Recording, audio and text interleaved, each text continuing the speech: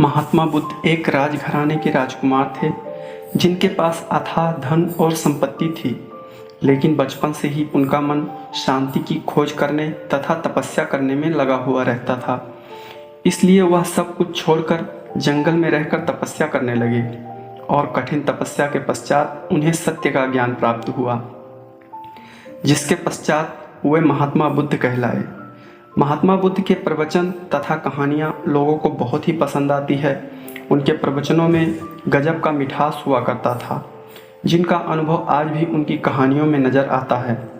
ऐसी ही एक कहानी हम यहाँ पर आप लोगों को सुनाने जा रहे हैं। एक समय की बात है, महात्मा बुद्ध अपनी तपस्या में लीन थे। उन्हें तपस्या में बैठे हुए कई दिन बीत चुके थे। तभी एक शिकारी उस रास्ते से जा रहा था। उस शिकारी ने महात्मा बुद्ध को पहचान लिया। शिकारी ने महात्मा बुद्ध के बारे में बहुत बड़ाई सुनी थी, किंतु वह महात्मा बुद्ध की बड़ाई से संतुष्ट नहीं था। उसने परीक्षा लेना चाहा। पहले तो शिकारी महात्मा बुद्ध को एक छोटा सा पत्थर फेंक कर मारता है, किंतु महात्मा बुद्ध ने कोई प्रतिक्रिया नहीं दी, क्योंकि उनका मानना था कि शरीर को तकलीफ होती है, आत्मा को नहीं। अतः शिकारी के द्वारा फेंके गए पत्थर के कारण शरीर को कष्ट हुआ, किंतु आत्मा को नहीं। शिकारी कुछ समय सोचता रहा, महात्मा बुद्ध कुछ प्रतिक्रिया करेंगे, किंतु महात्मा बुद्ध अपनी तपस्या में लीन थे। उन्होंने कोई प्रतिक्रिया नहीं की। पुनः शिकारी ने पत्थर फेंका। वह पत्थर महात्मा बुद्ध के आंखों के ऊपर जा लगा और उस जगह से खून बहने लगा। महात्मा बुद्ध को आभास हुआ कि उनके शरीर से रक्त बह रहा है, किंतु फिर भी वह अपनी तपस्या से नहीं उठे। शिकारी को गुस्सा आया और उसने पुनः एक पत्थर महात्मा बुद्ध की ओर फेंका। महात्मा बुद्ध के शरीर से अब खून अधिक बहने लगी। इतनी पीड़ा महसूस कर महात्मा बुद्ध की आंखों से आंसू निकलने लगे।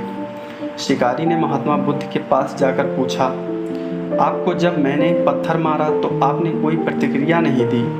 महात्मा बुद्ध ने बड़े ही सरलता से कहा, क्योंकि इससे मेरे शरीर को कष्ट हुआ, लेकिन मेरे मस्तिष्क को नहीं, मेरे आत्मा को नहीं। शिकारी अचंभित रह गया और उसने पूछा, फिर आपके आंखों से आंसू क्यों बह रहे हैं? इस पर महात्मा बुद्ध ने कहा, तुम्हारे द्वारा किए गए अनुचित कार्य के परिणाम के बारे में मेरा मस्तिष्क, मेरी आत्मा विचार कर रो रही है कि तुमने इतना बड़ा पाप किया है, तुम्हें कौन सी सज़ा मिलेगी। बुद्ध की बातों को सुनकर शिकारी महात्मा बुद्ध के चरणों में नतमस्तक हुआ और उनसे क्षमा याचना की। महात्मा बुद्ध बहुत ही क्षमाशील व्यक्ति थे। उन्होंने तुरंत शिकारी को क्षमा कर दिया और अपना आशीर्वाद दिया। वह शिकारी महात्मा बुद्ध का आशीर्वाद पाकर एक महान व्यक्ति और साधक के रूप में अपना जीवन व्यतीत करने लगा।